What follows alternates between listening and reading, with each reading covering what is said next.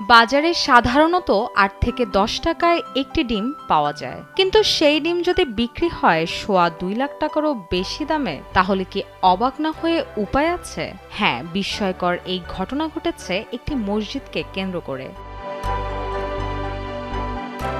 প্রত্যন্ত একটি গ্রামে মসজিদ নির্মাণের জন্য তহবিল সংগ্রহ করতে পথে নামে সংশ্লিষ্ট ব্যবস্থাপনা কমিটি। তখন এক বৃদ্ধা এসে মহান আল্লাহর ঘর নির্মাণের জন্য একটি ডিম দান করেন। মসজিদের ব্যবস্থাপনা কমিটি তখন সিদ্ধান্ত নেয় দানের ডিমটিকে নিলামে তোলার। সিদ্ধান্ত অনুযায়ী বৃদ্ধার দেওয়া সেই ডিমটিকে নিলামে তোলে মসজিদ ব্যবস্থাপনা কমিটি। সেখানেই ডিমটি সোয়া ২ লাখ রুপিরও বেশি দামে বিক্রি হয়। বিস্ময়কর এমন ঘটনা ঘটেছে ভারতের কাশ্মীরে।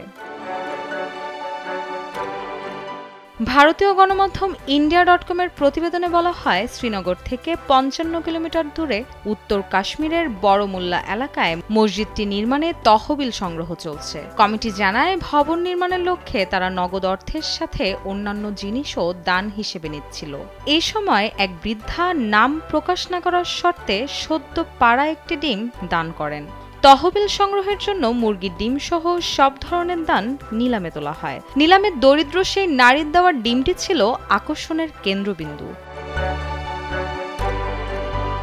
রীতিমতো ৩ দিন ধরে এই ডিম নিয়ে বারবার দাম ডাকা হয়। অবশেষে সর্বোচ্চ বিডারের কাছে আলোচিত এই ডিমটি বিক্রি করা হয়। বার্তা সংস্থা পিটিআই এর প্রতিবেদন অনুসারে প্রতিবারই কোনো না কোনো দর প্রস্তাবদাতা ডিমটি কিনে নেন এবং আরও তহবিল সংগ্রহের জন্য আবার ডিমটি মসজিদ কমিটির কাছে ফিরিয়ে দেন।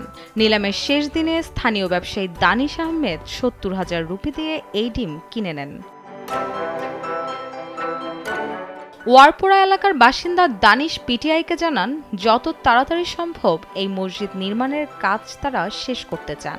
বেশ বড় করে মসজিদ নির্মাণের পরিকল্পনা নেওয়া হয়েছে, তাই এতে অর্থ বেশি প্রয়োজন।